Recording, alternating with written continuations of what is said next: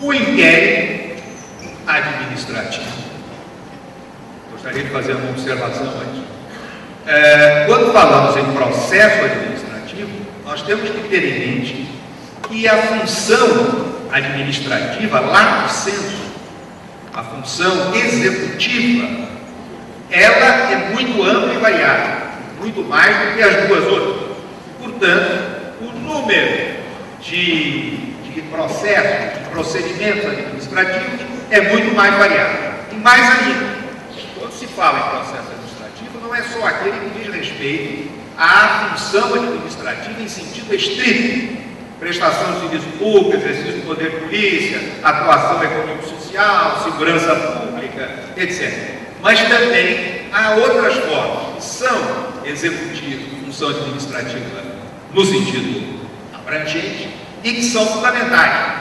Inclusive aí nós teremos as comissões parlamentares de inquérito, temos a função político-governamental, nós temos a função de provedoria de justiça do Ministério Público, e aí teremos o inquérito civil público, a função de polícia judiciária e, portanto, inquérito policial. O inquérito é certamente um processo administrativo nesse sentido amplo. E, portanto, pode assumir uma das duas formas, uma das duas espécies. Ou é instrumental, aí podemos usar essa palavra inquérito no sentido de averiguação, não é? No sentido de apuração, porque é importante, o artigo 144 da Constituição, ao tratar especificamente das polícias, faz uma distinção que é fundamental. Diz que cabe à Polícia Federal e cabe às polícias civis a apuração de crimes. E, de outro lado, o exercício da polícia judiciária, portanto, do inquérito policial. Quando se trata de investigações, de apurações, nós estamos no campo instrumental. Quando surge o inquérito, e inclusive o inquérito policial, nós já temos o processo administrativo relacionado, portanto, com partes, litígios, e nesse caso específico do acusado. Eu tenho afirmado que o inquérito policial até hoje, na regime da Constituição de 88, não assumiu a forma de verdadeiro processo administrativo relacional com os direitos à ampla defesa, ao contraditório, porque isso não interessa aos advogados criminalistas. Se algum está aqui, não vai me desmentir, não interessa à polícia, é claro, não é? E tampouco interessa ao Ministério Público.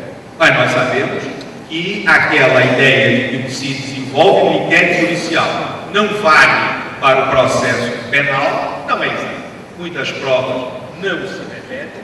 Na verdade, o nosso inquérito policial é um juízo de instrução atípico e que, portanto, deveria seguir todas as garantias do artigo 5º no sentido do contraditório e da ampla defesa. Quando se parte para o inquérito civil público, mais ainda, tanto ainda, porque se o Ministério Público, recebendo a representação, tendo uma notícia qualquer de alguma ilicitude no campo de direitos difusos, dos direitos comuns, enfim, dos direitos individuais indisponíveis e homogêneos, e assim por diante, e formaliza isso na abertura de um inquérito civil, e surge ali a figura do acusado, do indiciado ou do investigado, não interessa, nós temos aí um inquérito relacional, um processo administrativo relacional, onde todas as garantias funcionais específicas da ampla defesa e do contraditório deverão estar presentes. Quando a Constituição trata da Comissão Parlamentar de Inquérito, nós temos uma regra que diz que ela tem os poderes investigatórios do juiz. Ora, o juiz não tem poderes investigatórios, porque senão cairíamos no próprio princípio inquisitivo, que é o princípio, que é o termo, que, enfim, como se fosse um adjetivo, né, que nos lembra a Inquisição, e que se traduz exatamente no fato de que quem julga, ao mesmo tempo acusa, ao mesmo tempo colhe provas em oposição ao princípio dispositivo. Infelizmente, as leis e demais diplomas normativos relativos ao inquérito civil desenvolvido pelo Ministério Público caracterizam expressamente o inquérito civil público como um procedimento, não é processo, investigatório de natureza inquisitorial. O simples uso desse adjetivo a essa altura do campeonato democrático parece algo intolerável.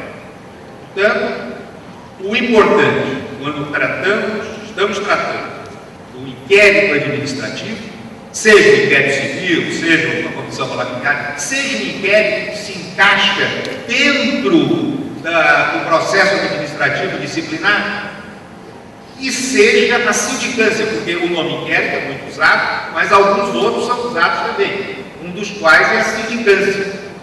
A sindicância, como um processo investigatório, preliminar, sem uma acusação a ninguém, faz com que ela possa ser desenvolvida de uma forma mais flexível. Mas no momento em que se formaliza a sindicância, em que há um sindicato, portanto há um judiciário, e esse é fundamental a asseguração de todas essas garantias.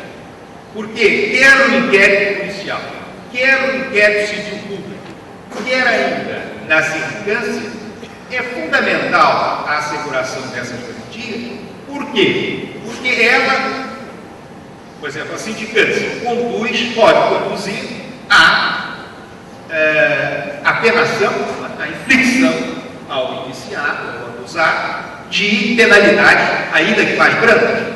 E, de qualquer modo, existe aquela alternativa de não se seguir a sindicância, ou de não se seguir ao inquérito civil, ou de não se seguir ao inquérito policial, a ação penal ou a ação civil pública.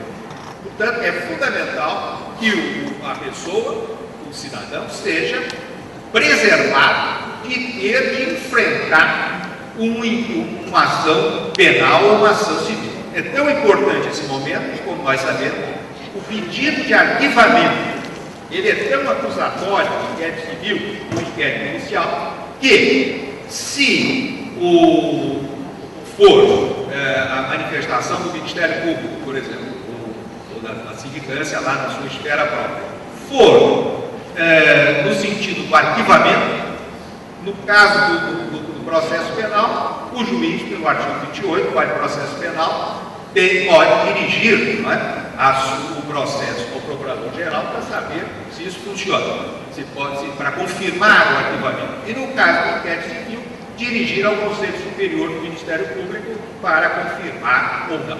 Portanto, dizer-se que nessas hipóteses, simplesmente porque se está usando o nome inquérito, não se trata de processo administrativo acusatório, portanto não há necessidade do estabelecimento dessas garantias e da asseguração dessas garantias, me parece, a essa altura, totalmente equivocada. Portanto, a minha conclusão desse campo do inquérito administrativo é o seguinte: o inquérito é processo administrativo formalizado por procedimento e pode, conforme a espécie, ser instrumental ou relacional, sendo que a segunda espécie está configurada sempre que houver parte, litigante ou acusado. Em qualquer dos dois tipos, sempre deverão estar presentes as garantias constitucionais. E no segundo caso, especialmente as do artigo 54 e 55. Gostaria de encerrar tendo a pretensão de formular uma síntese de um dos aspectos, pelo menos, que foram desenvolvidos nesse combate. É o de que toda a informação principiológica, com toda a pesquisa, ou a busca da realização da justiça, com todos os fatores metajurídicos, parajurídicos, etc., não se pode desprezar a cientificidade do direito, como, aliás, ontem, ainda que de passagem, salientou brilhantemente o professor Santos. Se nós não